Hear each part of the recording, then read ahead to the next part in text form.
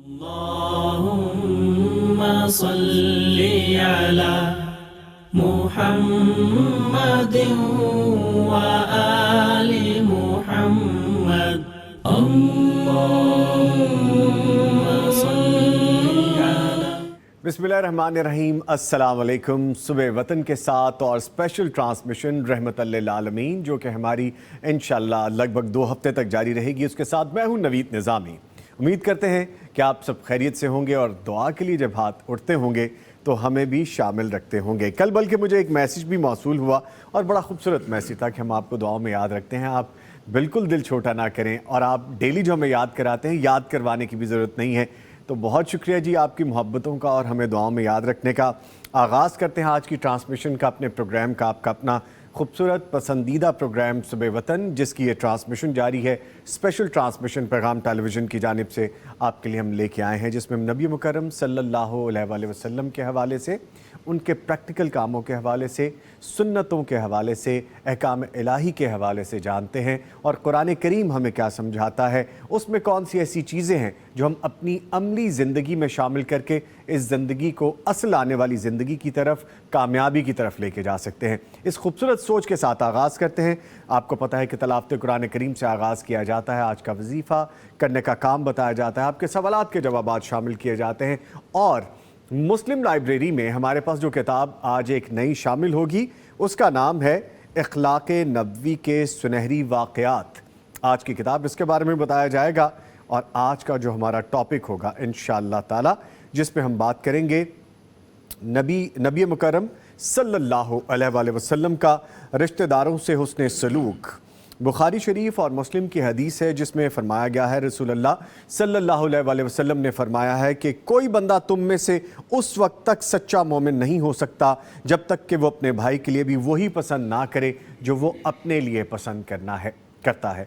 इस पे मज़ीद बात करेंगे, मुअज़्ज़िज़ मेहमान भी हमें ज्वाइन करेंगे। आपको पता है कि हमारा प्रोग्राम आप तक पहुंचाने के लिए हमें ताउन हासिल रहता है, तो आज भी हमें सूफी soap and chemical industries, Darussalam international और हसीन हबीब प्राइवेट लिमिटेड के ताउन हासिल हैं। इनके ताउन से ये प्रोग्राम आप तक पहुँचाया जा रहा है। आपने कॉल करनी होती है तो कॉल करने का तरीका आपको पता है कि नंबर 042111700 04270011100 पे आप डायल कर सकते हैं। मैं दोबारा दोहरा रहा हूँ, 042-700-111-000 पे आप डायल कर सकते हैं। और गुजारिश मेरी आपसे ये होती है कि टीवी की आवाज़, टीवी का वॉल्यूम बंद कर दिया करें ताकि टेक्निकल एरर ना आए और ऑटोमेटेड जो हमारा सिस्टम है वो लाइन ड्रॉप कर देता है। हमारी ख्वाहिश होती है कि आप हमसे रब्ता करें, ज़्यादा से ज़्यादा लोग हमसे बात कर सकें।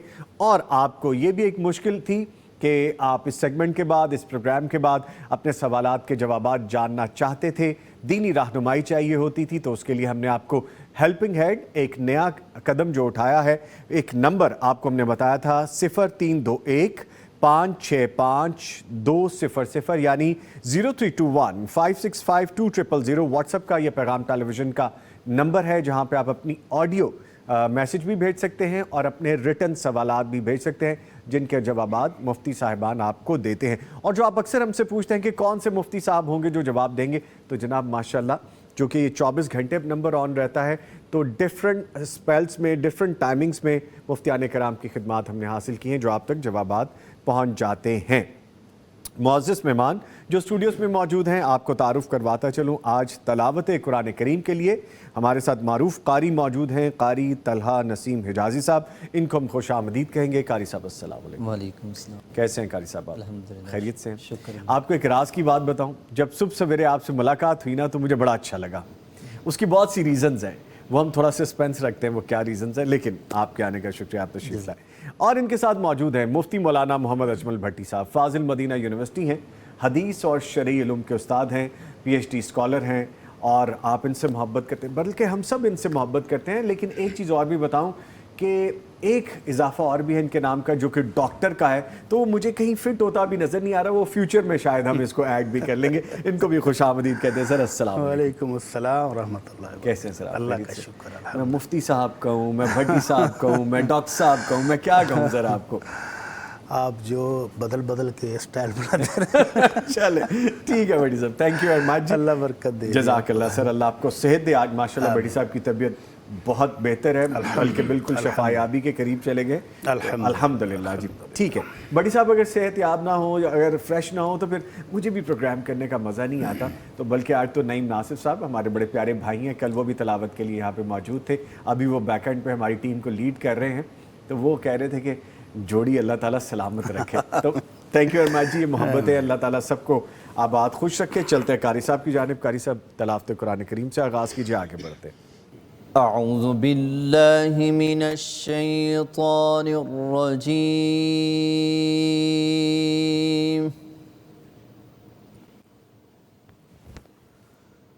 بسم اللہ الرحمن الرحیم.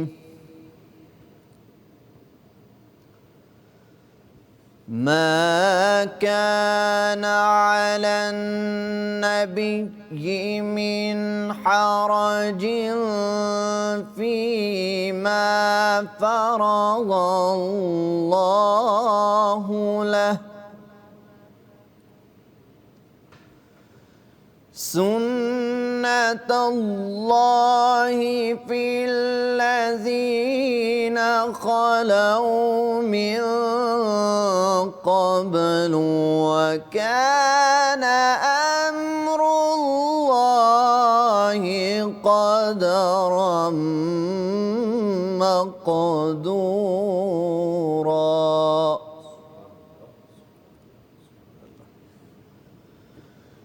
الذين يبلغون رسالات الله ويخشونه ولا يخشون أحدا إلا الله. ماشاء اللہ، سبحان اللہ، سبحان اللہ. وَكَفَى بِاللَّهِ حَسِيبًا.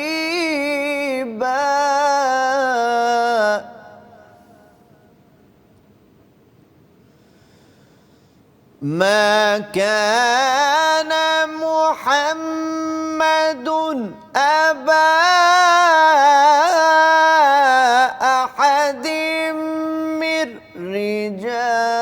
رجالكم ولكن رسول الله وخاتم النبيين. سبحان اللہ، سبحان اللہ، سبحان اللہ. وَكَانَ اللَّهُ بِكُلِّ شَيْءٍ عَلِيمًا.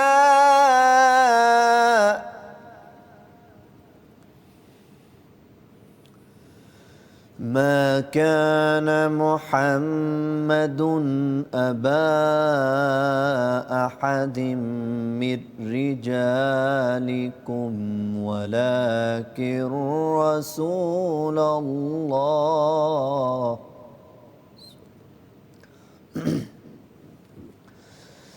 ما كان محمد أبا أحد من رجالكم ولكن رسول الله وخاتم النبيين. وكان الله بكل شيء عليما.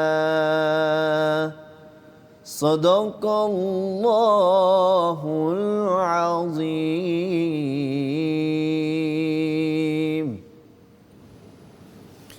ماشاء اللہ، سبحان اللہ. جزاک اللہ قاری صاحب، اللہ تعالیٰ آپ کو جزائے خیر عطا فرمائے. خوبصورت انداز ہے، اور جب کلام الہی سنتے ہیں تو ایسے لگتا ہے جیسے اندر اترتا ہوا آپ کو محسوس ہوتا ہے. ماشاء اللہ. बड़ी साहब खुलासा काइंडली बयान कीजिए। बिस्मिल्लाहिर्रहमानिर्रहीम अल्हम्दुलिल्लाहि रब्बिल आलमीन वस्सलातु वस्सलामु अला अशरफिल अंबिया वल मुरसलीन अम्मा बाद। कारी साहब ने आज भी वही मारूफ आयात की तिलावत फरमाई है जो हमारे आज इस ट्रांसमिशन के मुतलका है कि मा कान मुहम्मदुन अबा अहद मिन रिजालिकुम वलाकिन रसूलुल्लाहि व खातमन नबिय्यीन। तो अल्लाह के नबी सल्लल्लाहु अलैहि वसल्लम की नबूवत के इख्तिताम का ऐलान हो रहा है कि यहाँ पर आकर बस अब मेरा अब नबी ताक क़यामत रहेगा, कोई और नबी नहीं है। तो अल्लाह के नबी सल्लल्लाहु अलैहि वसल्लम की नबूवत आखिरी नबूवत है और आपकी रसालत आखिरी रसालत है, यकीनन। और इसी पर हमने अभी गोल्डन जुबली भी मिलाई है जी। अल्लाह ताला जी हमारे नबी सल्लल्लाहु अलैहि वसल्लम के इस एजाज़ को महफूज फरमाए और दुश्मनों की चालों से इसको महफूज रखे। आमीन। तो दुश्मन चाले चलते रहते हैं। नबी अलैहिस्सलातु वस्सलाम के दौर में ही शुरू हो गया था ये सिलसिला कि आपके मुकाबले में झूठे आने शुरू हो गए थे। तो आपने कहा था बड़े बड़े झूठे आएंगे, उनमें से एक बड़ा झूठा मुसलमा कज़्ज़ाब भी था जो आपकी ज़िंदगी में ही आपके सामने आ गया। तो आकर आपको कहता है जी चले हम सुलह कर लेते हैं। तो आप ऐसा करेंगे, आप अपनी ज़िंदगी के बाद मेरी नबूवत का ऐलान कर दें। तो आपके हाथ में छड़ी थी, आपने फरमाया ये छड़ी भी मांगो ना तो ये भी नहीं मिलेगी। तो इन आयात के अंदर उसका इजहार भी है कि ये अल्लाह की तरफ से एजाज़ है, सुभान अल्लाह। ये अल्लाह की तरफ से शरफ़ है। वो जिसको चाहता है देता है, हर ऐरे गैरे को नहीं मिलता है कि मुसलमा कज़्ज़ाब जैसा उठे एक शायर और कहे जी मैं भी नबी हूँ अपनी शायरी के तौर पर, नहीं हो सकता। ये शरफ़, ये बुलंद मुकाम, ये मर्तबा, ये अल्लाह की ख़ास देन है और वो जिसको अता फरमाता है उसे ही मिलती है। और हमारे नबी सल्लल्लाहु अलैहि वसल्लम को अल्लाह ने जिन्हें इनामात से नवाजा, उनमें एक खूबसूरत चीज़ ये भी थी कि आपने फरमाया कि पहले अम्बिया मुख्तलिफ़ छोटे छोटे इलाक़ों की तरफ आते थे। इस बस्ती में एक नबी, उस बस्ती में दूसरा, उस बस्ती में तीसरा, लेकिन अल्लाह ने मुझे ता क़यामत तमाम इंसानियत के लिए नबी और रसूल बनाकर भेजा है सल्लल्लाहु अलैहि वसल्लम। ठीक है बड़ी साहब, इससे पहले कि हम आज के वजीफ़े की जानिब बढ़ें और सवालात की जानिब बढ़ें, मुझे किताब का तारुफ़ करवाना है और बड़ी खूबसूरत किताब है, आज के हमारे टॉपिक के हवाले से ही है। और आज मेरी कपड़ों की मैचिंग भी इस किताब के हवाले से ही हो रही है। आप देखें ऑफ वाइट ब्लू और मेरा टायर भी आज इसी में ही है, तो इसको कहते हैं ब्यूटीफुल कोइंसिडेंस। माशाल्लाह। ठीक है जी, आज की किताब ये आप देख सकते हैं, अखलाक़े नबवी सल्लल्लाहु अलैहि वसल्लम के सुनहरे वाक़यात, ये किताब है जी, आप गौर से देख सकते हैं। अखलाक का लफ्ज़ बहुत वसी मानों में इस्तेमाल होता है, जबकि हम इसे सिर्फ़ अच्छा बोलने तक महदूद रखते हैं। अखलाक हुस्ना तमाम आला औसाफ के मजमूए का नाम है। दुनिया भर के अजीम लोगों के अच्छे अखलाक जमा कर लिए जाएँ तो उन सब का मजमुआ बदरजा उत्तम किसी हस्ती में पाया जाता है, तो वो रहमतल लिल आलमीन सल्लल्लाहु अलैहि वसल्लम हैं। ऐसे बुलंद अखलाक की बदौलत आप सल्लल्लाहु अलैहि वसल्लम के दुश्मन भी आपके हुस्ने अखलाक के गर्विदा थे और अखलाक करीमाना से मुतासिर होकर इस्लाम के साए आतिफत में आते रहे।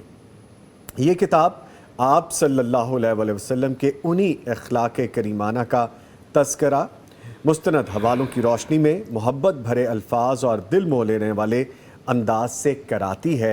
ये किताब दारुस्सलाम के तमाम शोरूम्स और darussalam.pk पर दस्तयाब है और लगे हाथों अब ये किताब आज मेरे साथ जाएगी, हम इसको पढ़ेंगे, अपनी लाइब्रेरी में इसको हम ऐड करेंगे। मुस्लिम लाइब्रेरी का खूबसूरत एडिशन। और आप कितना लकी फ़ील करते हैं कि जब आप ऐसे पढ़े लिखे लोगों में बैठते हैं, दीन के हवाले से सीखते हैं और आपको फिर किताबें भी अल्लाह ताला की तरफ से इनायत होती रहती हैं। तो मेरे लिए तो ये गिफ्ट है जी, और अगर ये गिफ्ट नहीं भी मिला तो ज़बरदस्ती का मैं बना लूँगा। आज हम इसको इंशाल्लाह लेके जाएंगे, पढ़ेंगे, समझेंगे, सीखेंगे, अमल करेंगे और दूसरों को भी इसके बारे में बताएंगे। बड़ी साहब, इससे पहले कि आज के वजीफ़े की जानिब बड़े बहुत सारे मैसेजेस आ गए और सब सलाम कह रहे हैं। वालेकुम अस्सलाम। खुदा बख्श लिखते हैं हेलो हाय खुदा बख्श, आगे लिखते हैं अस्सलाम वालेकुम जी। वालेकुम अस्सलाम। पैगाम टेलीविज़न की तमाम टीम को सलाम किया जा रहा है। दीनी बातें एक आईडी है, वो सलाम कह रही हैं। उस्मान रिपेयरिंग लैब वो हमें सलाम कह रहे हैं। सिदरा बीबी हमें सलाम कह रही हैं। एक लंबी लिस्ट है जी, अगर मैं सबके नाम ना पढ़ सकूँ तो माजरत, लेकिन चूँकि वक्त कम है और चीज़ें ज़्यादा है, वो कहते हैं ना وقت کم اور مقابلہ زیادہ ہے، تو انشاءاللہ کچھ سوالات ادھر سے بھی شامل کریں گے۔ سر آج کرنے کا کام بتائیں۔ بسم اللہ جی، آج کا کام کیا ہے کہ آپ نے نبی علیہ الصلوۃ والسلام کے اخلاق کریمہ کا تذکرہ کیا اور کتاب پر بھی قبضہ کر لیا۔ جی تو قبضہ کرنے سے پہلے میرے ساتھ تھوڑا سا شیئر تو کر لیتے کہ آپ نے کرنا ہے کہ میں نے کرنا ہے۔ سر ایک ہی بات آپ ہے، نے یک طرفہ ہی کر لیا، اب میں کیا کہہ سکتا اب دیکھیں استاد محترم ہے تو میں پہلے آپ کو عنایت کروں گا، اللہ اگر تعالیٰ مجھے آپ کو مل جائے برکت بعد دے، میں تو اللہ کوئی آپ بات کو نہیں، ٹھیک ہے، برکت وہ دے۔ بھی اچھا ہے، جزاک اللہ سے۔ تو آج کا وظیفہ بھی نبی رحمت صلی اللہ علیہ وسلم کے اخلاق میں سے دو خوبصورت چیزیں ہیں، بلکہ آپ نے حکم دیا ہے، نبی رحمت صلی اللہ علیہ وسلم نے امت کو حکم دیا ہے، فرمایا علیک بحسن الخلق وطول السمت فوالذی نفسی بیدہ ما تجمل الخلائق بمثلہما۔ آپ نے قسم کھا کر کہا کہ اس اللہ کی قسم جس کے ہاتھ میں میری جان ہے، یہ دو خوبیاں اپنا لو، پوری مخلوق میں سے کوئی بھی ان دو خوبیوں جیسی خوبیوں کا مالک نہیں ہو سکتا۔ اللہ اکبر۔ جس کو اللہ یہ دو خوبیاں عطا فرما دے، ان جیسی کوئی اور خوبیاں ہیں ہی نہیں، تو اپنے اخلاق میں ان دو خوبیوں کو شامل کر لو، اپنے اخلاق کو ان دو خوبیوں کے ساتھ آراستہ کر لو۔ تو کیسی خوبصورت خوبیاں ہیں؟ علیک بحسن الخلق، ایک اچھا اخلاق اپنا لو، اور ایک طویل خاموشی اپنی زندگی کا حصہ بنا لو۔ دونوں ہی خوبیاں کیسی شاندار ہیں۔ حسن الخلق کا بھی آپ کہہ رہے تھے کہ اخلاق کی تو بہت لمبی ڈیفینیشن جی ہے، جی تو ایک فرمان نبوی میں اللہ کے نبی صلی اللہ علیہ وسلم نے حسن خلق کی خود وضاحت بھی کی ہے۔ جی آپ نے فرمایا حسن خلق یہ ہے کہ جو آپ کے ساتھ رشتہ داری توڑے تم اس کے ساتھ جوڑو، جو آپ سے بھاگ رہا ہو اس کو پیچھے سے جا کر پکڑ لو، جی، جو آپ کے ساتھ ناراض ہے اس کو بلا لو، اچھا، صلہ رحمی صلہ کرو، رحمی کریں۔ قطع رحمی سے بچو۔ جو آپ کا بائی کارڈ کر رہا ہے آپ اس کے ساتھ لگ جاؤ کہ نہیں بھائی میں تو بائی کارڈ نہیں ہونے دوں گا۔ جو آپ کو کسی موقع پر محروم کر گیا تھا کسی بھی چیز سے، دھوکہ دے گیا، آپ کو پیسوں کا دھوکہ دے گیا، کسی طرح بھی آپ کو دھوکہ دے گیا، آپ اس کو قریب ہو کر محبت بانٹ دیں، بٹی تو صاحب، یہ ہے حسن یہ خلق۔ دکھتی رگ پہ آپ نے ہاتھ رکھا، ہمارے ساتھ اور ہمارے ویورز کے ساتھ کئی مرتبہ ایسا ہوا ہے، ایسا ہوتا ہے اور غصہ بھی آتا ہے، غصہ بھی آتا ہے۔ تو اللہ کے نبی صلی اللہ علیہ وسلم نے حسن اخلاق کی تعریف یہ کی کہ جو آپ کے ساتھ دھوکہ کرے، جو آپ کو محروم کرے کسی چیز سے، آپ اس کو دے دو، اس کو عطا کرو، اس کو محبت دے دو، اس کے ساتھ تعلق جوڑ لو، تو یہ حسن خلق ہے۔ اور دوسری خوبی طول الصمت، کہ طویل خاموشی اختیار کیا کرو۔ زبان جب چلتی ہے نا بے دریغ چلتی ہے تو بہت ساری غلطیاں کرتی ہے، کبھی جھوٹ ہے، کبھی غیبت ہے، کبھی چغلی ہے، اور جو بندہ خاموش سن رہا ہو نا وہ ان ساری باتوں سے بچ جاتا ہے۔ تو اللہ کے نبی صلی اللہ علیہ وسلم نے ایک موقع پر حضرت معاذ سے کہا تھا، معاذ تمہیں پتہ ہے کہ جہنم میں بے شمار لوگ رہتے ہیں؟ آپ نے پکڑ کر کہا کہ اس کی کمائی کی وجہ سے جائیں گے، تو وہ حیران ہو کر کہتے ہیں اللہ کے نبی اس کی کمائی کی وجہ سے؟ تو آپ نے فرمایا ہاں، اوندے منہ لوگوں کو پھینکا جائے گا۔ اللہ تو اس اکبر۔ زبان کے شر سے بچنے کے لیے خاموشی اختیار کی جائے۔ تو یہ اخلاق نبوی میں سے دو خوبصورت خوبیاں اگر ہم اپنا لیں تو ہماری زندگی بہت خوبصورت بن جائے۔ اللہ تعالی ہمیں اپنانے کی توفیق عطا فرمائے۔ آمین یا رب العالمین۔ ویسے بڑی صاحب میں کوشش کرتا ہوں، کئی لوگ مجھے کہتے ہیں، محبت کرتے ہیں جی ہم سے، کہتے ہیں اسکرین پہ تو آپ ایسے بولتے ہیں کہ بولنے نہیں دے رہے ہوتے۔ یہ بھی خیر مجھ پہ ایک الزام ہے جی کہ میں بولنے نہیں دیتا، میں اپنی باری پہ بولتا ہوں، لیکن کہتے ہیں کہ آف دا اسکرین آپ بڑے خاموش طبع ہیں، آپ اتنا بولتے ہیں کہ وہ سارے حصے کا جو بعد میں بولنا ہوتا ہے میں ٹی وی پہ بول لیتا ہوں، تو ماشاءاللہ یہ بھی عبادت ہے۔ الحمدللہ۔ ٹھیک ہے، اس سے پہلے کہ ہم سوالات کی جانب بڑھیں، آج کے ایک پہلے لائیو کالر ہیں پروگرام کے، ان کو شامل کرتے ہیں، بلکہ پروگرام نہیں ٹرانسمیشن ہے جی، مجھے ریمائنڈر بھی دیا گیا ہے، رحمت للعالمین ٹرانسمیشن ہے ہماری، اور اس کے پہلے کالر ہیں جی۔ السلام علیکم، غزالہ صاحبہ لاہور سے کال کر رہی ہیں جی۔ السلام علیکم جی، السلام علیکم غزالہ صاحبہ، سن پا رہی ہیں آپ مجھے؟ میرے خیال میں وہ ہمیں سن پا رہی ہیں لیکن ان کی آواز ہمیں نہیں آ رہی۔ جی السلام علیکم۔ جی وعلیکم السلام۔ جی بہت شکریہ غزالہ صاحبہ، آپ نے کال کی، فرمائیے کیا سوال؟ سر میرا مفتی صاحب سے سوال ہے کہ ہم لوگ گھروں میں جو ڈول بیل لگاتے ہیں جی ان میں اکثر میں نعتیں درود شریف بھی ہوتی ہے، بیل ہوتی ہے، تو کبھی پورا درود شریف وہ آتا ہے کبھی نہیں آتا ہے، کیا ایسی ڈول بیل لگانی چاہیے اور ایک اور سر سوال ہے کہ ہم لوگ عشاء کی نماز جب پڑھتے ہیں جی. اپنی تسبیحات صورتیں جو پڑھنی ہوتی ہیں پڑھ کے 10 بجے تک فارغ ہو جاتے ہیں اور سونا ہم نے 1-1:30-2 بجے ہوتا ہے. کیا جب یہ صورت ملک یہ دوسری صورتیں جب سونا ہے تبھی پڑھیں یا پڑھ کے فارغ ہو جائیں پہ کوئی اس پہ کوئی حرج نہیں ہے؟ جی ٹھیک ہے، بہت شکریہ آپ نے کال کی. جی ابھی جواب لیتے ہیں. پہلا سوال جی کہ ڈور بیل جس میں نعت ہے اور دوسری اس طرح. یہ جتنی مقدس چیزیں ہیں جی نبی رحمت صلی اللہ علیہ وسلم کی نعت ہو، جی قرآن کی کوئی آیت کی تلاوت ہو، کوئی ذکر اذکار ہو، تو ان کو اس طرح کے مقاصد میں استعمال کرنا ان اذکار کی توہین ہے. فون پہ بھی بیل لگائی ہوتی ہے اکثر اسی طرح ہی. پھر آپ اس کو بجنے بھی نہیں دیتے، جی کمپلیٹ نہیں ہونے دیتے. کمپلیٹ نہیں ہونے دیتے. تو یہ ایک طرح کی اس کی گستاخی ہے. ٹھیک. تو اس طرح ان کی توہین سے بچنا چاہیے. ہاں ڈور بیل میں اگر آپ لگا لینا السلام علیکم تو وہ بہت شاندار ہو جائے گا کہ باہر سے آنے والے کو سب سے پہلے حکم یہ ہے کہ وہ اجازت مانگے اور السلام علیکم کہے، تو وہ ٹھیک ہے.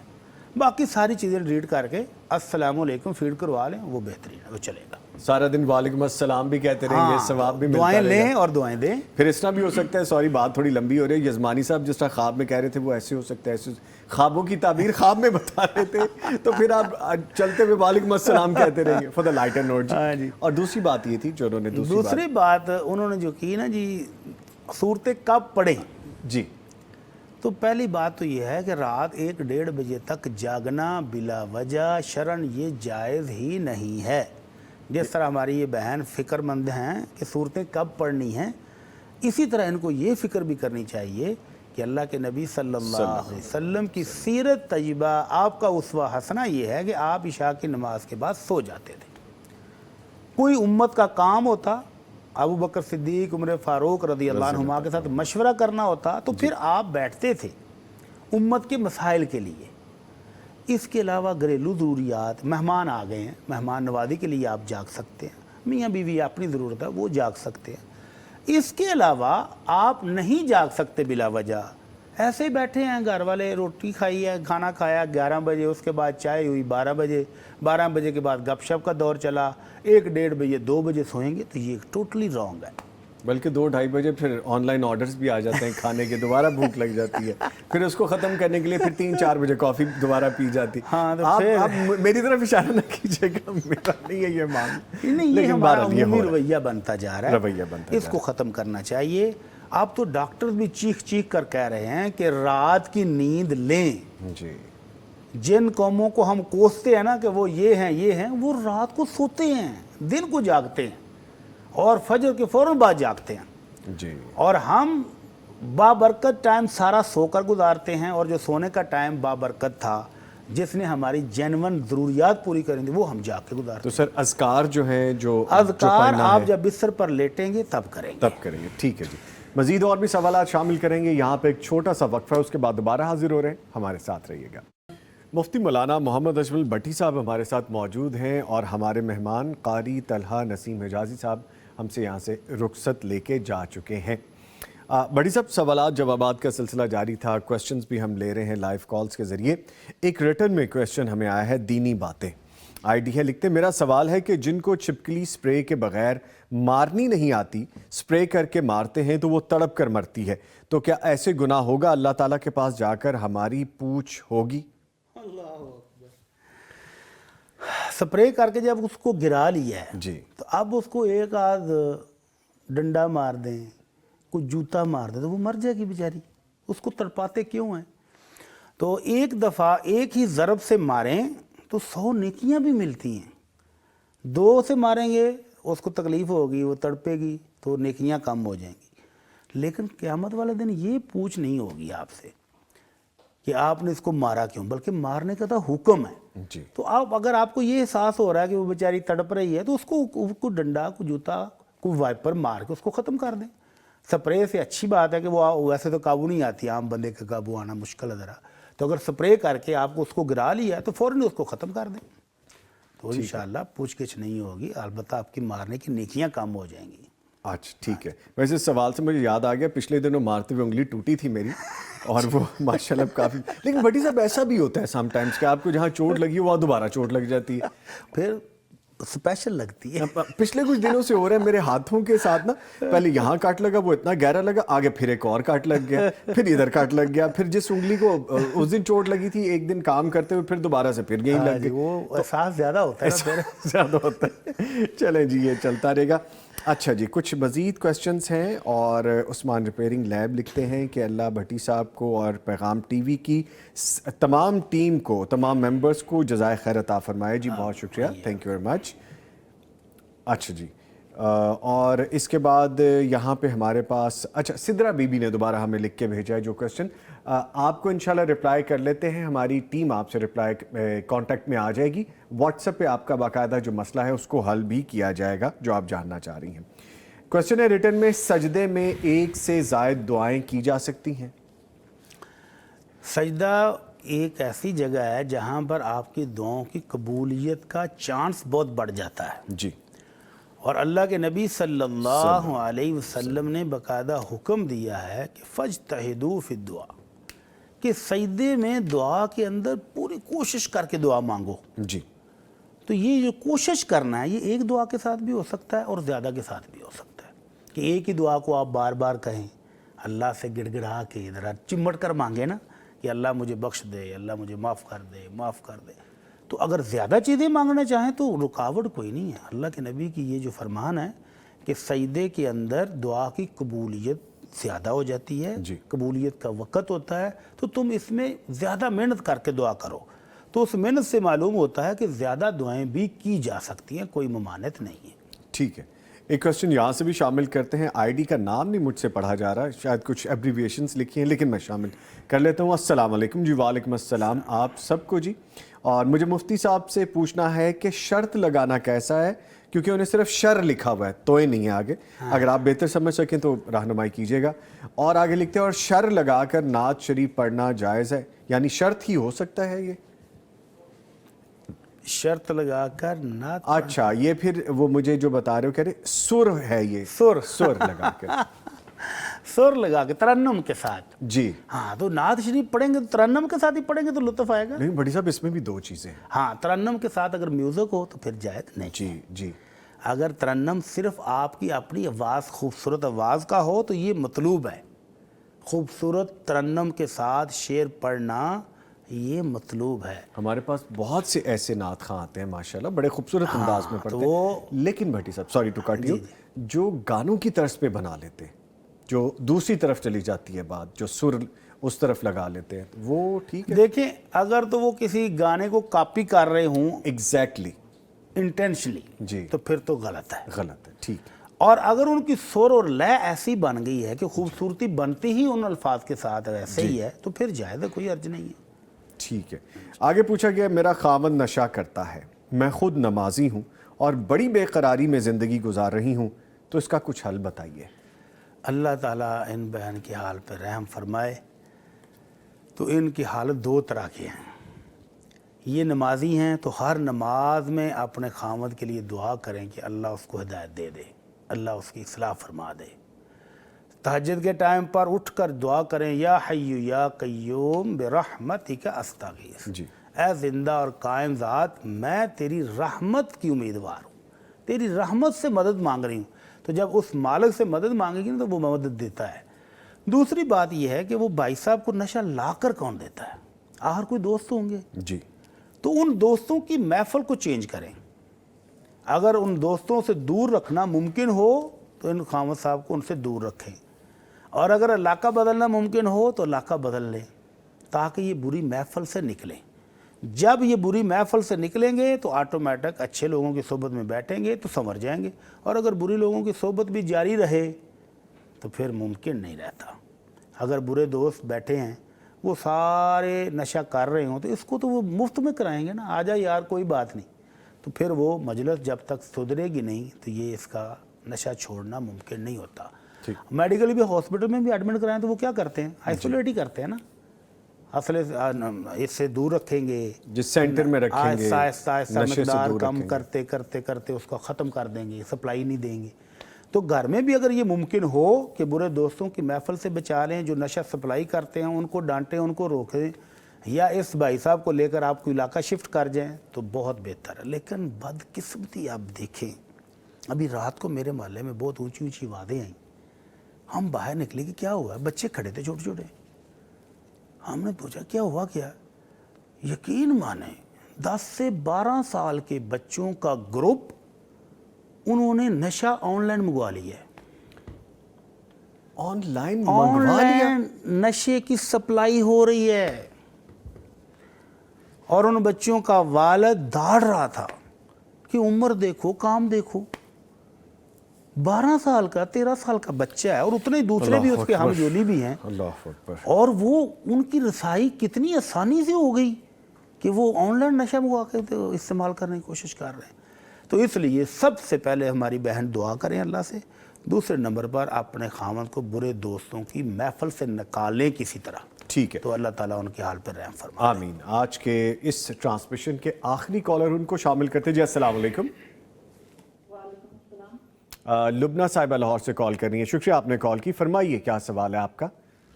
بھائی میرا سوال ہے کہ جس بیڈ پہ ہم سوتے ہیں یا چارپائی پہ سوتے ہیں جی، وہاں بیٹھ کر کھانا کھانا صحیح ہے؟ میں نے سنا ہے کہ وہاں بیٹھ کے کھانا کھانے سے رزق کم ہوتا ہے.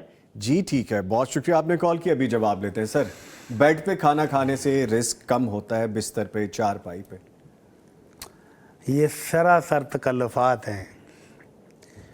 نبی رحمت صلی اللہ علیہ وسلم کا اگر آپ حجرہ مبارک ملاحظہ فرمائیں جی، تو اس میں نہ تو اٹیچڈ باتھ روم تھا، نہ کوئی بہت بڑا بیڈ تھا، کچھ بھی نہیں، چھوٹا سا سین تھا، اور سارے معاملات وہیں پر ہوتے تھے.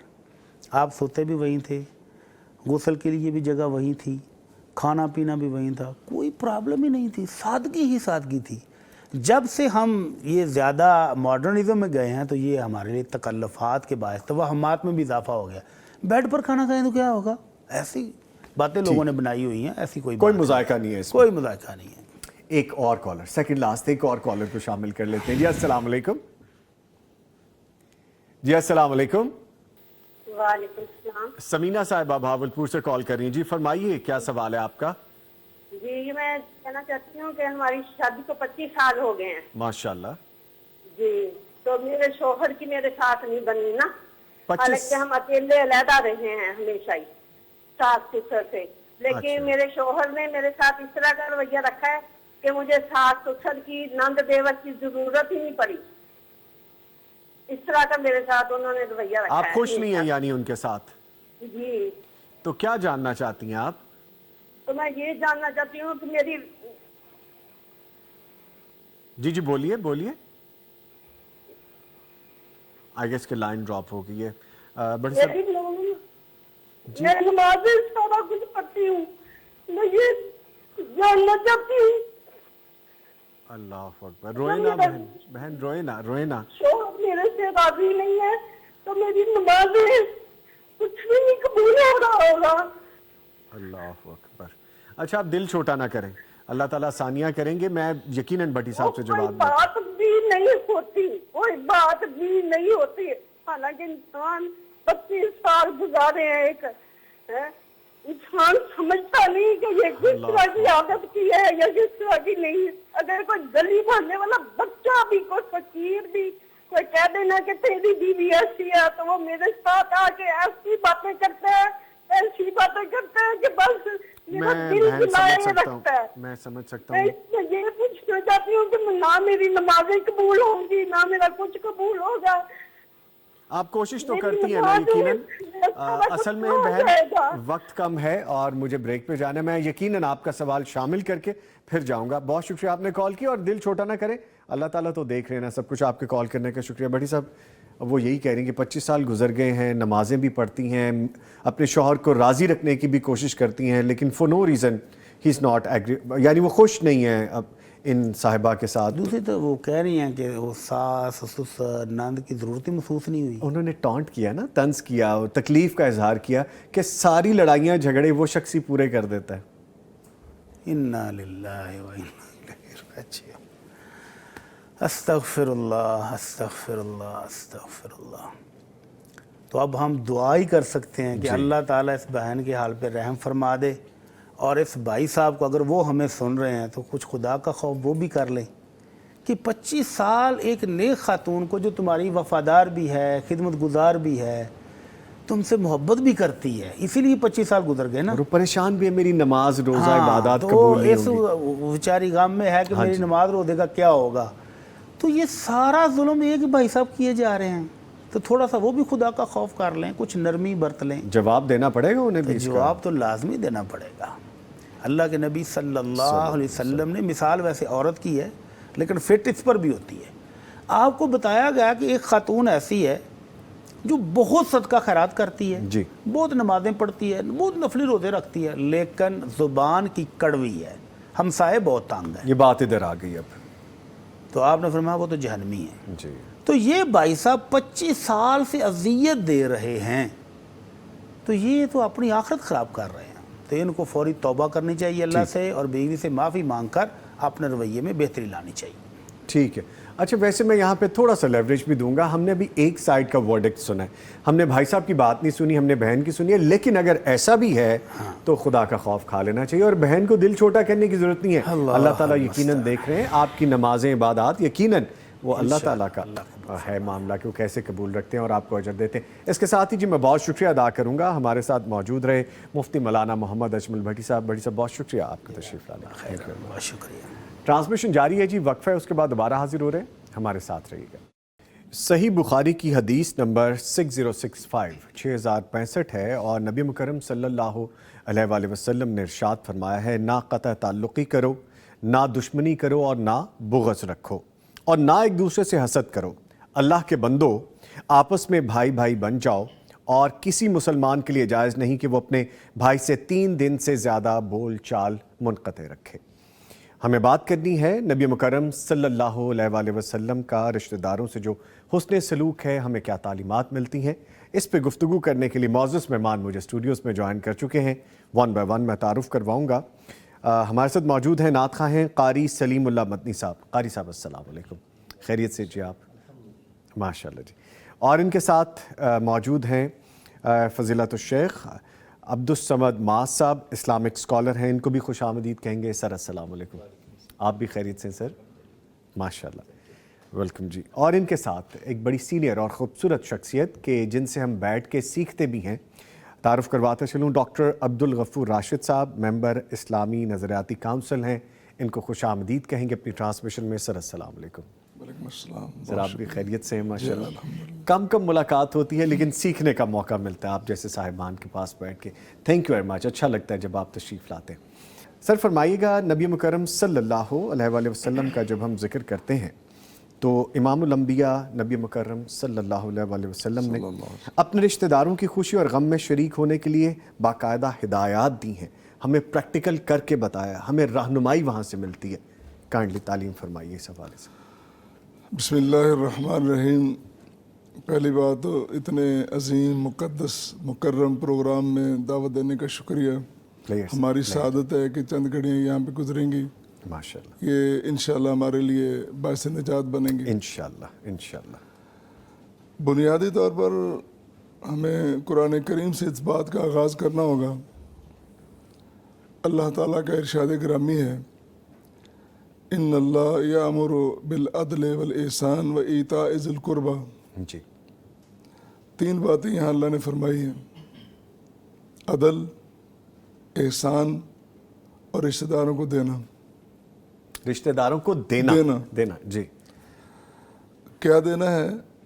اس سے پہلے عدل احسان، وہ جب انسان اس تیاری پہ یا اس مقام پہ آ جاتا ہے پھر کہا کہ آگے دینا ہے رشتہ داروں کو. جی، تو دینے کی باری آتی ہے تو صرف یہ نہیں کہ آپ نے مالی اسباب ان کو دینے ہیں، محبت دینی ہے، شفقت دینی ہے، تعظیم اور تکریم دینی ہے. جی، اور ان کے عمروں کے اعتبار سے، رشتوں کے اعتبار سے جس طرح ہیں، چھوٹے ہیں تو ان پہ شفقت کرنی ہے، بڑے ہیں تو ان کی تعظیم اور ان کا احترام کرنا ہے، جتنے بھی بڑے رشتے ہیں.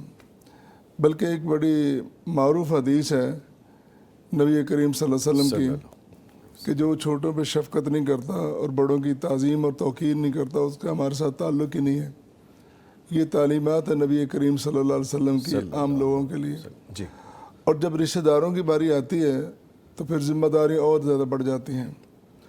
اور آپ صلی اللہ علیہ وسلم نے جہاں جہاں بھی رشتہ داری کا، خون کا، نسبی تعلق، حالانکہ آپ کا منصب یہ ہے کہ آپ اس سے بہت بالا اعلیٰ ہیں پوری انسانیت کے لیے، لیکن پھر بھی بطور خاص جب یہ رشتوں کی بات آتی ہے تو وہاں آپ کا انداز ہی بڑا مختلف ہوتا ہے. مجھے یہاں پہ ایک بات بڑی یاد آ رہی ہے کہ نبی کریم صلی اللہ علیہ وسلم رشتہ داروں کو مشکل ترین وقت میں بھی نہیں بھولتے. غزوہ بدر کے بعد قیدیوں میں حضور صلی اللہ علیہ وسلم کے سگے چچا آتے ہیں. جی.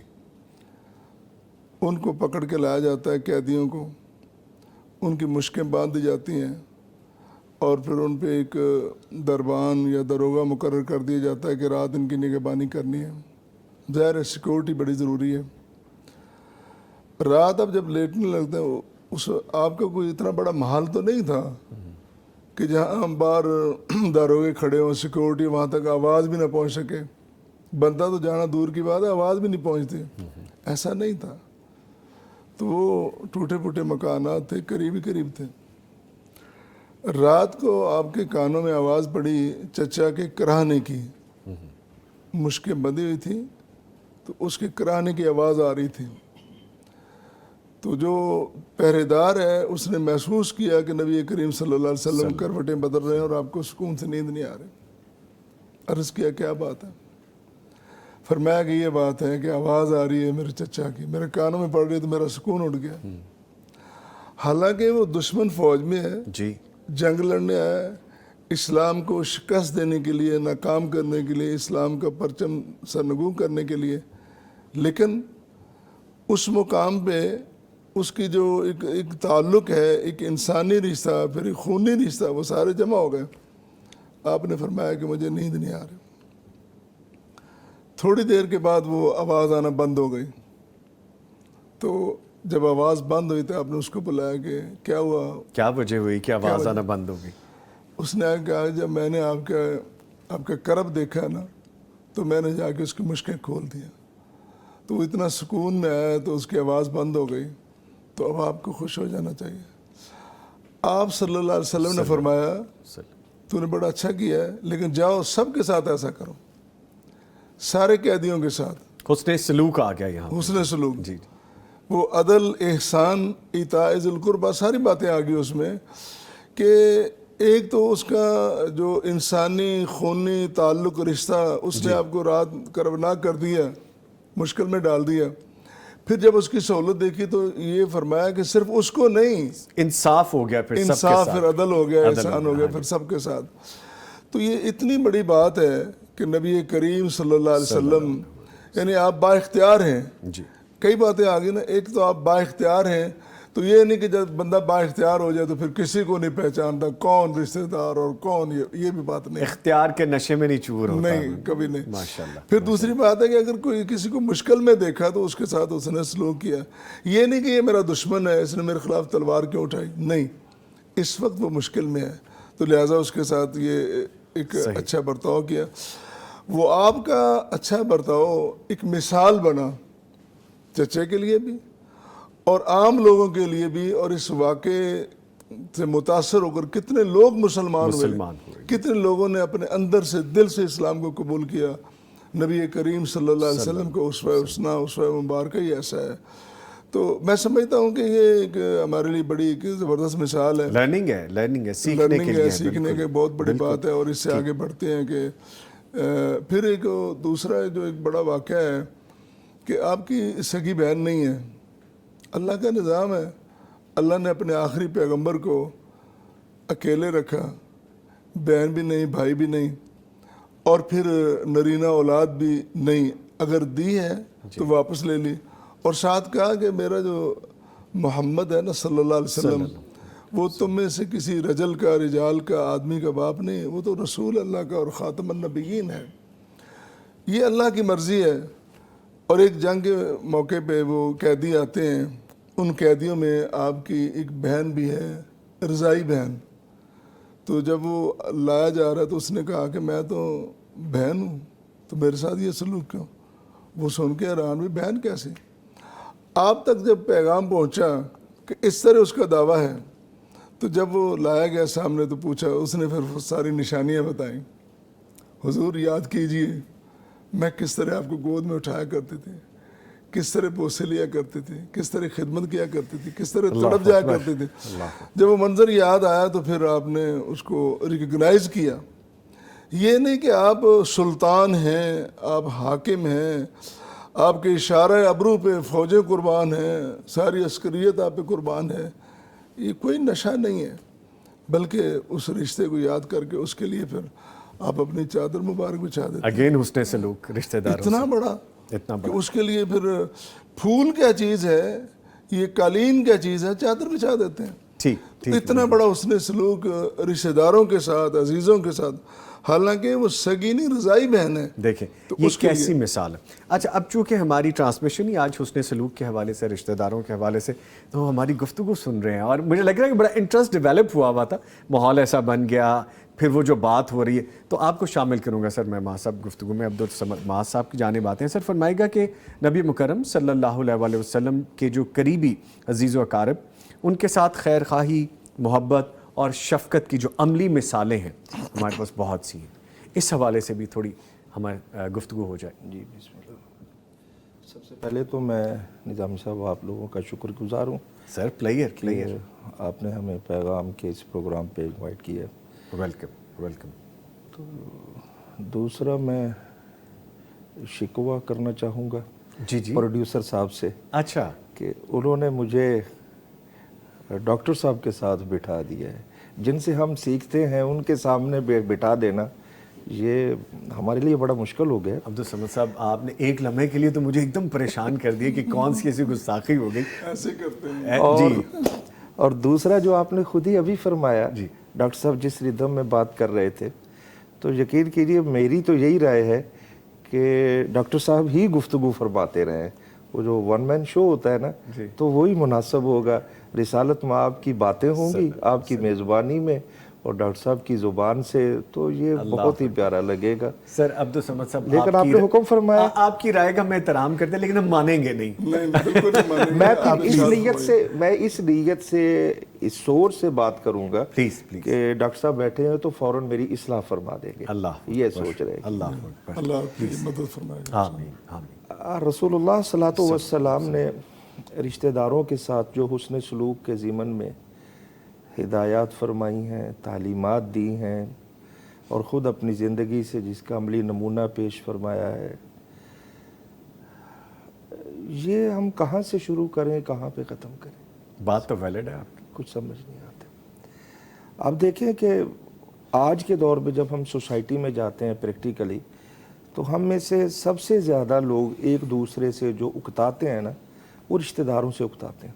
شریکہ بن جاتا ہے سو کالڈ ہمارے معاشرے. ایون کہ ایک عربی کہاوت ہے جس میں کہا جاتا ہے الاقارب کالعقارب. لفظ سیم ہے لیکن وہ عربی میں پروننسیشن میں قاف کا فرق ہے. تو اس کا جب ہم ترجمہ دیکھتے ہیں تو یہ لگتا ہے رشتہ داروں سے لوگ آج سے ہی نہیں ستے ہوئے، شروع سے ہی چل رہا ہے معاشرے میں. تو وہ کہتا ہے کہ جو عزیز و اقارب ہوتے ہیں وہ اقارب کی طرح ہوتے ہیں، بچھو کی طرح ہوتے ہیں. تو یہ بڑی خطرناک بات ہے، لیکن اسلام نے ایسا نہیں بتایا، اللہ کے نبی صلی اللہ علیہ وسلم نے نہیں فرمایا. اقارب کے ساتھ حسن سلوک کی بات اگر دیکھیں تو رسول اللہ صلی اللہ علیہ وسلم سے جب آ کے صحابی سوال کرتا ہے کہ یا رسول اللہ بہترین اسلام کون سا ہے، آقا علیہ الصلوۃ والسلام نے جو 4 باتیں فرمائیں ان میں سلام کی بات ہے، افشوا السلام عام کیجیے، اطعموا الطعام ہے، کھانا کھلانا ہے، تیسرا فرمایا وصلوا باللیل والناس نیام، نماز تہجد کی طرف توجہ دلائی، اور جو اہم بات فرمائی گئی ہے وہ پریکٹیکل ہے اور وہ ہے وصلوا الارحام، رشتہ داریاں جوڑیے. یہ کسی انسان کے، کسی مسلمان کے، مومن کے اچھا مسلمان اور مکمل مسلمان اور مومن ہونے کی نشانی یہ کہ آپ رشتہ داریاں کس حد تک نبھاتے ہیں. جی رسول اللہ صلی اللہ علیہ وسلم رشتہ داریاں کہاں تک نبھانے والے ہیں کہ آپ دیکھیے رسول اللہ صلی اللہ علیہ وسلم حضرت سیدہ ام المؤمنین خدیجۃ الکبریٰ رضی اللہ تعالی عنہ کی وفات کے بعد بھی کچھ شخصیات کا احترام رکھتے ہیں، لوگوں کو نظر بھی آ رہا ہے۔ اور کیا احترام ہے؟ اس بی بی کا احترام اس لیے کیا جا رہا ہے کہ یہ ختیجہ کی بہن ہے۔ اس بی بی کے آنے پہ اللہ کے نبی اٹھ کے کھڑے ہو جاتے ہیں اس لیے کہ یہ ختیجہ کی سہیلی ہے۔ یہ رشتہ داریوں کا احترام ہے نا۔ تو جبکہ ام المؤمنین کو تو رخصت ہوئے ایک عرصہ ہو گیا ہے، لیکن آج اللہ کے نبی صلی اللہ علیہ وسلم اپنے مومنین کو اس بات کی عملی طور پہ نصیحت فرما رہے ہیں کہ رشتہ داری وہ میری زوجہ والی جو تھی اس کا بھی آگے احترام کیا جا رہا ہے، اس کی بہن کا، اس کی سہیلیوں کا۔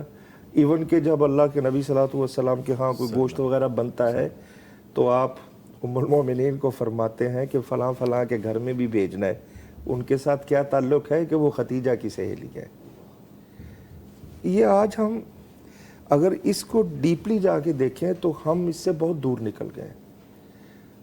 ہم آج کچھ اور راستے ڈھونڈتے ہیں قربت کے، جبکہ یہ جو راستہ، یہ جو رشتہ، یہ جو سورس اللہ نے قربت کا بنایا ہوا ہے جس کو ہم صلہ رحمی کہہ سکتے ہیں، تو یہ رحم جو ہے یہ اللہ کی صفت رحمان سے نکلا، اور ہم اس لیے اس کو آج اور اسی کو توڑنے کو کتنی مذمت فرمائی گئی ہے کہ آقا علیہ الصلوۃ والسلام اس حدیث قدسی میں جو بیان فرمایا اس کے اب خلاصہ کے طور پہ کہہ سکتے ہیں کہ فرمایا کہ جو رحم کو توڑے گا اللہ فرماتے ہم اسے توڑ دیں گے، جو اسے جوڑے گا ہم اسے جوڑیں گے۔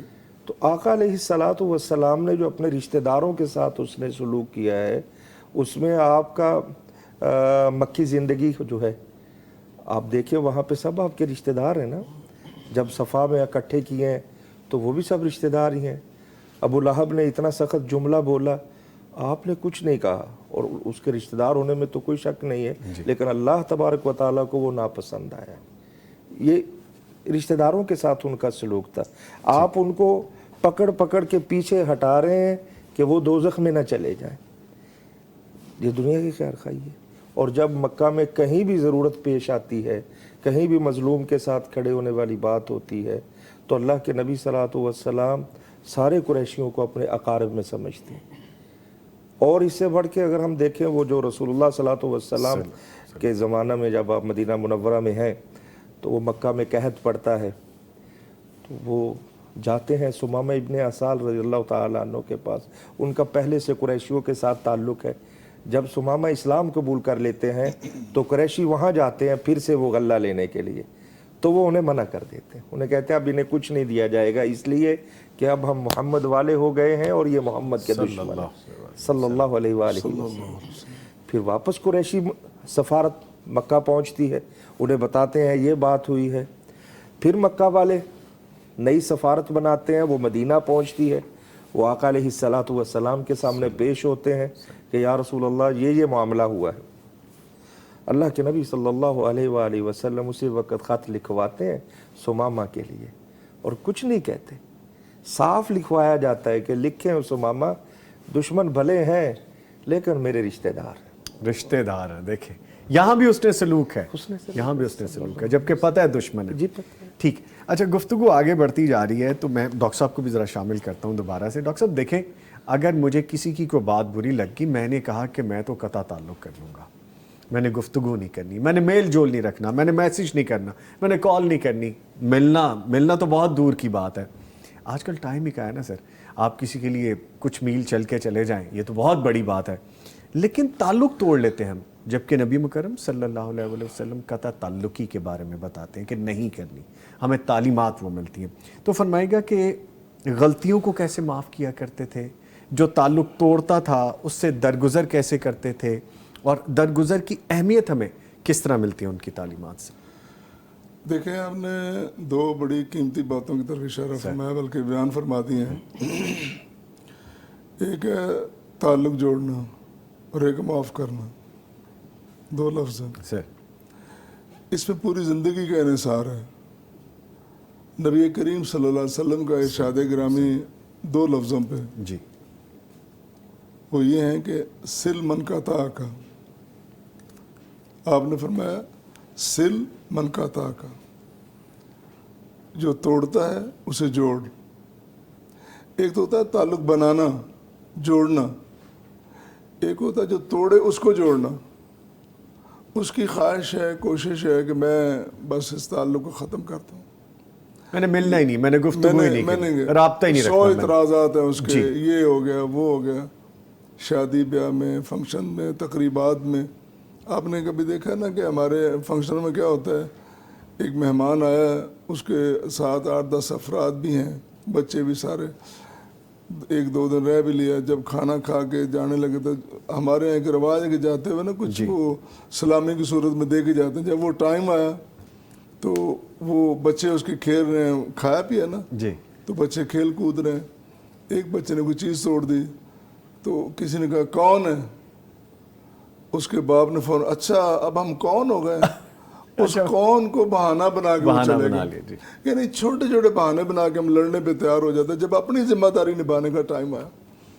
تو ان ساری صورتوں کے پیش نظر یا ان کو بھانپتے ہوئے رسول کریم صلی اللہ علیہ وسلم نے ایسے الفاظ فرما دیے کہ جو قیامت تک کے لیے ہمارے لیے مشعل راہ نہیں بلکہ ہمارے لیے رہنما رہیں گے.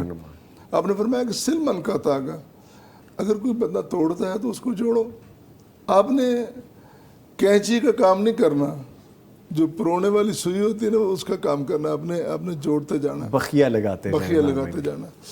ایک تو یہ بات ہے. جی دوسری بات جہاں کہ معافی کی ہے, ایک ہوتا ہے کسی کو معاف کر دینا.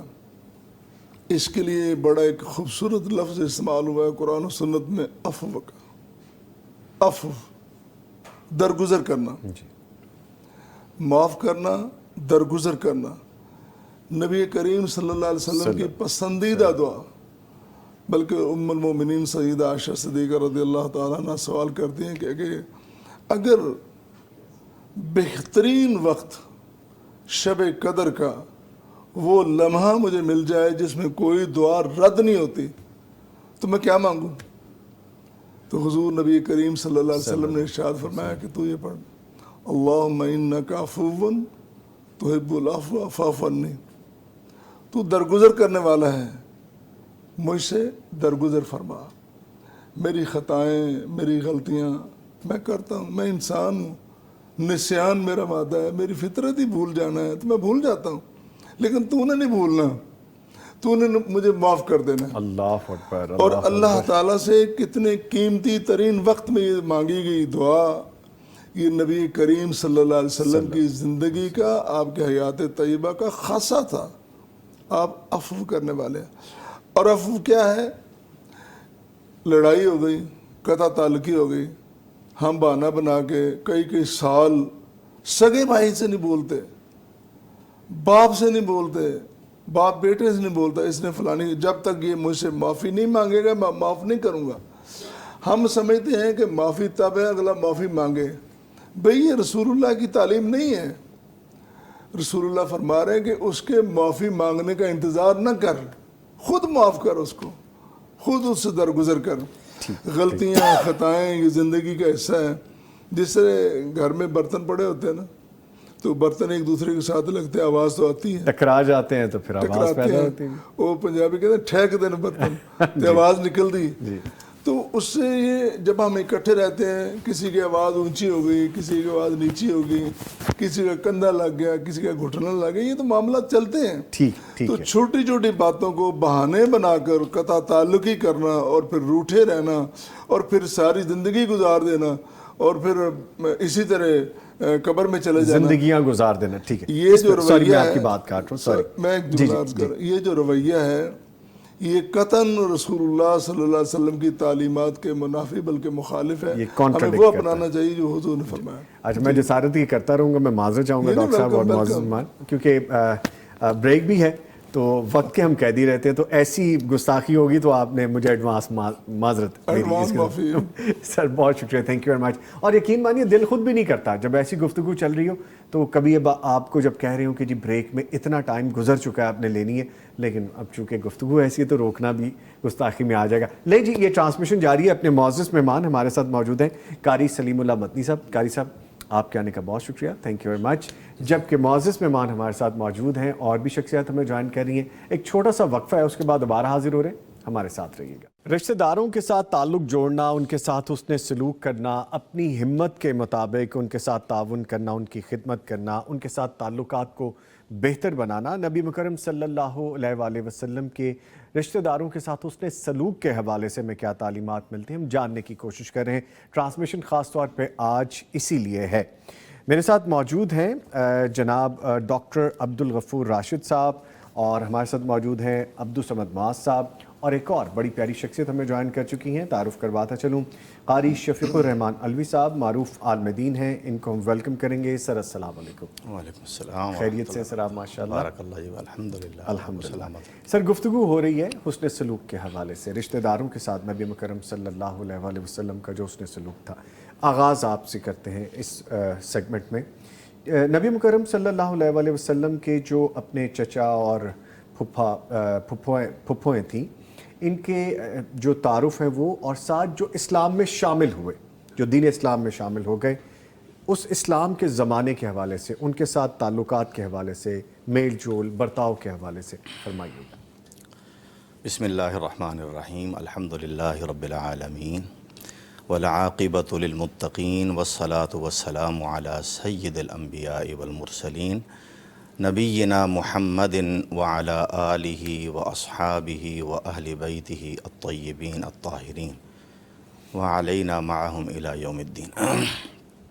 अम्मा बाद, नबी सल्लल्लाहु अलैहि वसल्लम की सबसे पहले तो हम तालीमात कि आपका इस बारे में, रिश्तेदारों के साथ हुस्न सलूक के बारे में जो एक बुनियादी उसूल और कायदा है, जिसमें हमारे लिए रहती दुनिया तक जो है वो एक बुनियादी सबक है, वो ये है कि लोगों अपने हस्ब नसब इतने ज़रूर सीखो जिनके ज़रिए तुम्हें अपने रिश्तेदारियों का पता हो कि मेरी रिश्तेदारी कौन कौन सी किस यानी लेवल की है।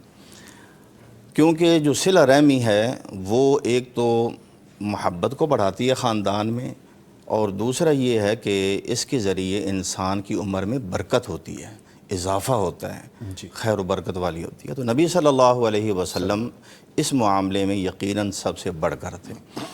आपको एक एजाज़ तो ये हासिल था कि हमारे नबी मुकर्रम सल्लल्लाहु अलैहि वसल्लम तमाम बनी नौ इंसान में हस्ब व नसब के लिहाज से आला और बुलंद मकाम व मर्तबे के हामिल थे। बुखारी शरीफ की एक रिवायत है जिसके रावी हैं सैयदना अबू हुरैरा रज़ी अल्लाहु अन्हु।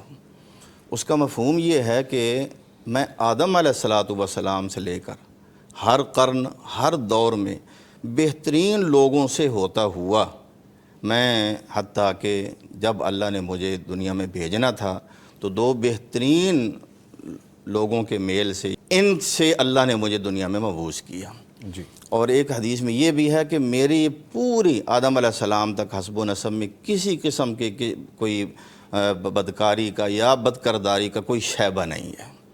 तो इस लिहाज से हम नबी सल्लल्लाहु अलैहि वसल्लम को अल्लाह आपका भला करे, जहाँ आपकी इज़्ज़त और अज़मत के और बेशुमार वजूहात हैं, एक अजीम वजह ये भी है। और उसके बाद ये है कि आपके जो दादा थे सैयदना अब्दुल मुत्तलिब, तो वो बड़ी वजाहत और बड़ी अज़मत और शराफत और नजाबत के मालिक थे। अल्लाह ने बड़े उनको एजाज़ात दिए थे और सलाहियतें दी थी, और अरब में उनका बड़ा ही एहतराम था। उन्होंने मुतअद्दिद शादियाँ की।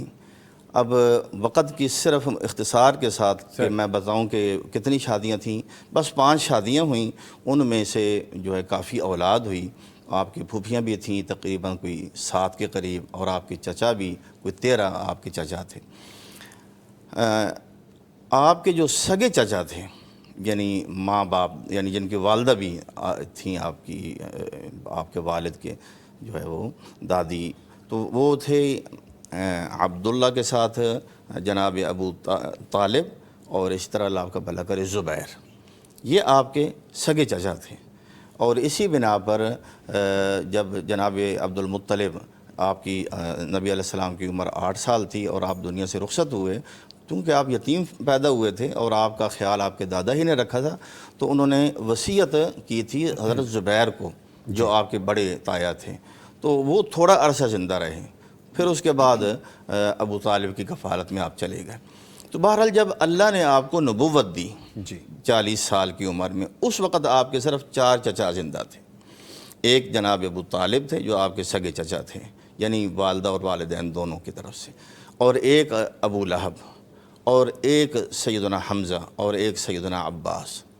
اور آپ کے پھوپھیوں میں سے چند پھوپھیاں زندہ تھیں، جن میں سے حضرت صفیہ جو حضرت حمزہ کی سگی بہن تھیں، حالہ بنت وہیب سے جو پیدا ہوئے تھے، یہ دونوں مسلمان بھی ہوئے.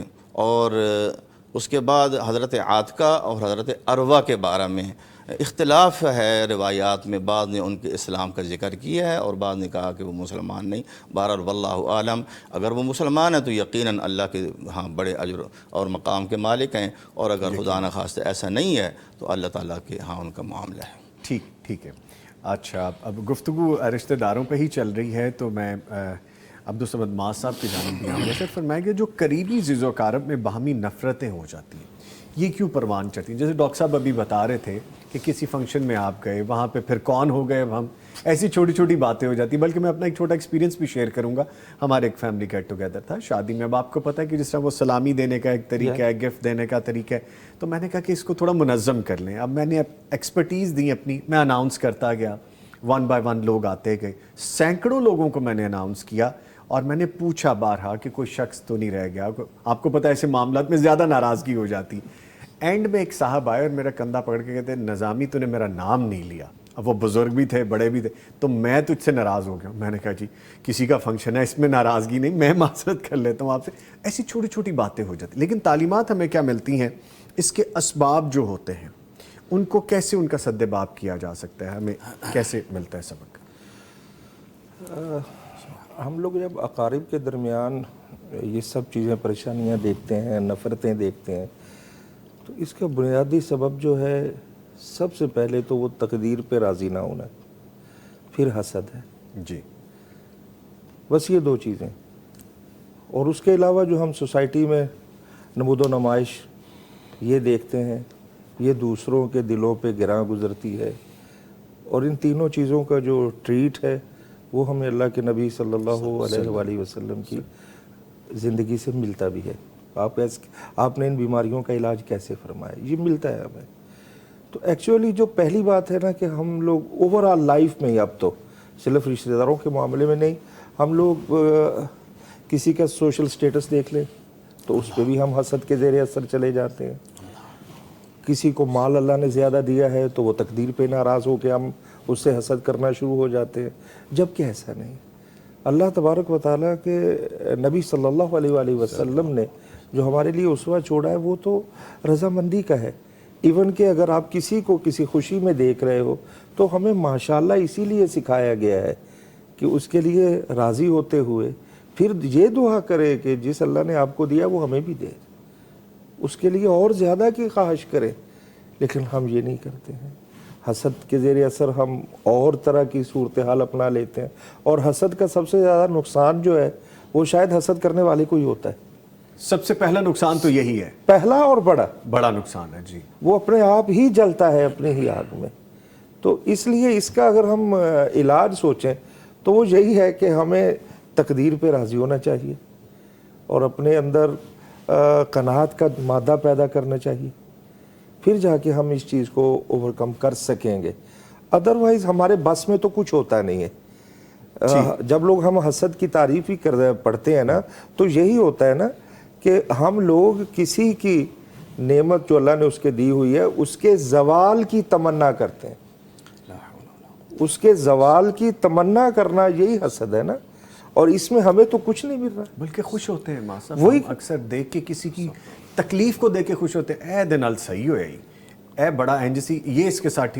یہ کیا رویہ ہے سر؟ اور آج کے دور میں ہمیں بالکل صاف نظر آ رہا ہے اور ہم سب اس بات کا مشاہدہ کر رہے ہیں کہ آج ہم لوگ اپنے دکھوں کی وجہ سے اتنے پریشان نہیں ہیں، اپنے دکھوں سے اتنے پریشان نہیں ہیں جتنے لوگوں کی خوشیاں دیکھ کے پریشان ہو جاتے ہیں. اپنے دکھوں سے اتنے پریشان نہیں جتنا لوگوں کے سکھوں کو دیکھ کے ہم پریشان ہو جاتے ہیں. ٹھیک ہے، بات اس طرف چلنے کے لیے تو ڈاکٹر صاحب سے بھی میں تھوڑی ان کی رائے لوں اور ان سے بھی جانیں. سر یہ جو رشتہ داروں کے ایک دوسرے پر حقوق ہیں، کہتے ہیں نا میرا تو حق ہے، میں اپنا حق جانتا ہوں لیکن ان کا حق مجھ پہ کیا، وہ کیا ہے، ہمیں وہ بھی سمجھ آنی چاہیے. دیکھیں بڑی سیدھی سی بات ہے کہ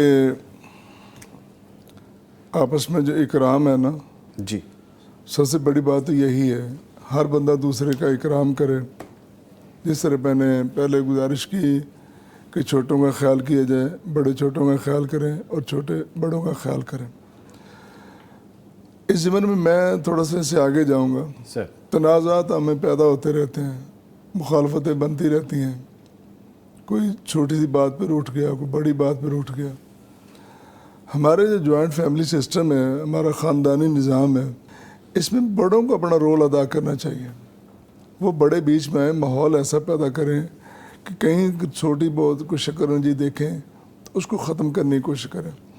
بعض ہمارے بڑے بھی ایسے اپنی انا میں رہتے ہیں، اچھا جب میرے پاس کو آئے گا چل کے تو میں پھر ہی بات سنوں گا، میں تب تک بات نہیں کسی کو سننے کے لیے تیار جب تک وہ مجھے بڑا دیوتا اور بڑا تسلیم نہ کر لیں. آپ کس لیے؟ مجھے بلکہ اس ضمن میں ایک آیت کریمہ یاد آ رہی ہے سورہ نساء کی 34 نمبر، کہ خاص کر میاں بیوی سے متعلق ہے. سارے جھگڑے یہیں سے شروع ہوتے ہیں نا. پہلے آپس میں شکر رنجی ہوتی ہے، پھر بیوی کہتی ہے اچھا میری بہن آئی تھی تو نے یہ اس کے ساتھ سلوک کیا، میری ماں آئی تھی تو اپنے رشتہ داروں تو بڑیاں دینا اور ان کے لیے بڑے تحفے، اور میرے آ جاتا تین ساڑ پہ جاتا ہے. مطلب اس طرح کی باتیں یہیں سے شروع ہوتا ہے. یہیں سے شروع ہوتی ہے. تو ان میں جب شکر رنجیاں پیدا ہوتی ہیں اور چھوٹی چھوٹی پھر وہ بڑے بڑے اختلافات بنتے ہیں، تو اس کے لیے کہا گیا کہ ان خفتم شقاق بینہما فبعثوا حکما من اہلہ وحکما من اہلہا، جی کہ ان دونوں کے درمیان جب تم دیکھو نا کہ تنازع بہت زیادہ بڑھ گیا اور شقاق اور مخالفت اپنا جدائی تک چلی گئی، تو پھر تم دونوں میں منصف اور حاکم مقرر کر لو، ثالث مقرر کر لو. میاں بیوی میں اختلافات کو کم، جب اختلافات کی صورت بن جائے، جب میاں بیوی میں ناراضگی ہو جائے، تو پھر اس کو اصلاح کے لیے بھی طریقے بتائے گئے. وہ یہ ہے کہ پہلے تو یہ ہے کہ تھوڑا سا اس سے بات کرو کہ نہیں ایسے ٹھیک نہیں. پھر یہ ہے کہ تم تھوڑا سا ناراضگی کا اظہار کرو، تھوڑا سا روٹھ جاؤ کہ اپنی چار پہ ادھر لے جاؤ، بستر علیحدہ کر لو، بھی ٹھیک ہے، منہ موڑ کے رہو. یہ بھی نہیں. تو پھر اس کے بعد کہا گیا کہ تم تھوڑی سی تادیبی کارروائی بھی کر سکتے ہو. وہ جو ضرب ہے نا، لوگوں نے تو تماشا بنا لیا کہ علماء نے تو بیوی کو مارنے کا حق دے دیا. وہ تادیبی کارروائی کہی ہے، مارے گا کون اس کو؟ جی. اور پھر اس کے بعد ہے کہ تم اگر نہیں تو تم اپنے گھر اور ہم اپنے گھر. اس یہ بالکل لاسٹ والی سٹیج، لاسٹ اس کو طلاق کی اجازت دیتی اور اس کو خلا کی اجازت دیتی، دونوں کے لیے رکھا ہے. ٹھیک ہے. تو یہاں میں اس سے پہلے کہا گیا کہ جب نوبت یہاں تک پہنچی ہے اور تم دیکھ رہے ہو کہ تمہارے سامنے یہ حالات پیدا ہو گئے ہیں کہ اب یہ گیا ہی گیا، تو خاموش ہو کے گھر نہ بیٹھ جاؤ، تماشا نہ دیکھو، میدان میں نکلو. ایک بندہ ادھر سے آ جائے اور ایک بندہ ادھر سے آ جائے، ان دونوں کے درمیان اختلافات ختم کرو. ٹھیک ہے. یہاں ایک اور بڑی خوبصورت بات آتی ہے. سر یہ میں خوبصورت بات ضرور سننا چاہتا ہوں، میں معذرت چاہتا ہوں، لیکن یہاں پہ ایک چھوٹا سا وقفہ ہے. اجازت دیں تو میں وقفہ لے لوں تاکہ ہم بات کو اچھے طریقے سے آگے کمپلیٹ. تھینک یو ارما جی. اب ایسے سینئر لوگ موجود ہوں تو ڈر کے آپ کو بات کرنی چاہیے کہ ڈانٹ بھی پڑ سکتی، وہ ڈانٹ میں بریک میں کھا لیتا ہوں. ایک چھوٹا سا وقفہ ہے جی، اس کے بعد دوبارہ حاضر ہوتے ہیں. نبی مکرم صلی اللہ علیہ وآلہ وسلم کا حسن سلوک رشتہ داروں کے حوالے سے کیا ہے اور ہمیں کیا تعلیمات مل رہی ہیں، اس پہ ہم بات کریں. تو میں ڈاکٹر صاحب کی جانب آؤں گا کہ جو جملہ رہ گیا تھا کمپلیٹ ہونے والا، ہم اس گفتگو کو، اس بات کو کمپلیٹ کریں، پھر آگے بڑھیں گے. Sir please over. جی بہت شکریہ آپ کا وقت دینے کا. Sir thank you. جہاں میں نے بات چھوڑی تھی کہ میاں بیوی کے اختلافات کو کم کرنے کے لیے، ختم کرنے کے لیے قرآن نے جو طریقہ بتایا کہ حکم اور ثالث مقرر کیے جائیں، تو اس میں دو باتیں بڑی اہم ہیں. میں زیادہ طویل نہیں کروں گا بات کو، دو باتوں، بلکہ نتیجہ یہ نکلتا ہے کہ ثالثی نظام بڑا بہتر نظام ہے ہمارے تنازعات کو کم کرنے کے لیے. پنچایتی ثالثی نظام، بڑی عدالتوں میں پہنچنے کے لیے بڑے وسائل چاہیے اور بڑا وقت چاہیے، اور یہ ہمارے گھروں میں قریب ایک دوسرے کو سارے جانتے ہوتے ہیں، گواہوں کو بھی، رشتہ داروں کو بھی، وہاں یہ معاملات جلدی طے ہو سکتے ہیں. دوسری بات، ارینج میرج اور لو میرج کا بھی یہاں پہ بڑا تفاوت سامنے آ جاتا ہے. جو لو میرج ہوتی ہے نا، وہ صرف لڑکے اور لڑکا دونوں آپس میں ملے جو ہوتے ہیں انہوں نے کر لی، اس میں کوئی دوسرے ملوث اور شامل نہیں ہوتے. کل کنا اگر ان میں کوئی بات ہو جاتی ہے تو کوئی بات سننے والا نہیں ہوتا. جبکہ ارینج میرج میں ایک دو لڑکی لڑکا نہیں بلکہ پورے خاندان اس میں شریک ہوتے ہیں، ملوث ہوتے ہیں، شامل ہوتے ہیں. تو اگر کوئی بات ہوگی، کوئی چچا آ گیا، کوئی تایا آ گیا، کوئی بڑا آ گیا، وہ سنبھالنے کے لیے، اس کی بات کہنے کے لیے، سننے کے لیے، تو بہت جلد اس کو ختم کیا جا سکتا ہے۔ تو قرآن کریم نے اور رسول کریم صلی اللہ علیہ وسلم کی تعلیمات نے یہ جو سسٹم اور نظام دیا ہے نا، یہ بڑا خوبصورت نظام ہے۔ انہی الفاظ کے ساتھ ہمیں اللہ توفیق دے کہ ہم اپنے معاملات کو سدھارنے کے لیے قرآن اور سنت سے رہنمائی حاصل کریں۔ بیوٹیفل ورڈ، بالکل یہ بات 100% ٹھیک ہے۔ میں چاہوں گا الوی صاحب بھی اس پہ روشنی ڈالیں، قاری شفیق الرحمان الوی صاحب۔ اچھا سر، دیکھیں ہم نبی مکرم صلی اللہ علیہ وسلم کے عزیز و اقارب کا ذکر کر رہے ہیں، ان سے تعلقات، میل جول کا ذکر کر رہے ہیں، ان سے حسن سلوک کی ہم بات کر رہے ہیں، سیکھ رہے ہیں ہم۔ ایک تو نبی مکرم صلی اللہ علیہ وسلم کے عزیز و اقارب کے حوالے سے بتائیے، ان کے ساتھ حسن سلوک کے حوالے سے بتائیے، اور جو چچا جنہوں نے اسلام قبول کیا ان کے ساتھ ان کا پھر کیا حسن سلوک رہا۔ بسم اللہ الرحمن الرحیم۔ نبی صلی اللہ علیہ وسلم کا یقیناً اپنے رشتہ داروں کے ساتھ حسن سلوک آپ اس بات سے اندازہ لگا سکتے ہیں کہ آپ تو تمام انسانیت کے لیے سراپا رحمت تھے، حتیٰ کہ عام انسان یہ سمجھتا آپ کی توجہ سے اور آپ جو اس کے اوپر اس کے ساتھ شفقت کا برتاؤ کرتے تھے، اس کے معاملات میں دلچسپی لیتے تھے، وہ یہ سمجھتا تھا کہ شاید میرے سے زیادہ اللہ کے نبی کی نظر میں کوئی قریب نہیں ہے اور کوئی زیادہ جو ہے نا وہ مقام والا نہیں ہے، عام آدمی یہ سمجھتا تھا۔ تو نبی صلی اللہ علیہ وسلم کو تمام مراتب کا لوگوں کا احساس تھا، اور آپ اس کا بخوبی جو ہے نا وہ ہر مقام پہ اس کے مطابق اپنا رویہ رکھتے تھے۔ جہاں تک آپ کے رشتہ دار ہیں تو رشتہ داری جس طرح محترم ڈاکٹر صاحب فرما رہے تھے، ظاہر ہے کہ اکائی سے شروع یونٹ یہی ہے، میاں بیوی، تو بیوی سے رشتہ داری تعلق شروع ہوتا ہے۔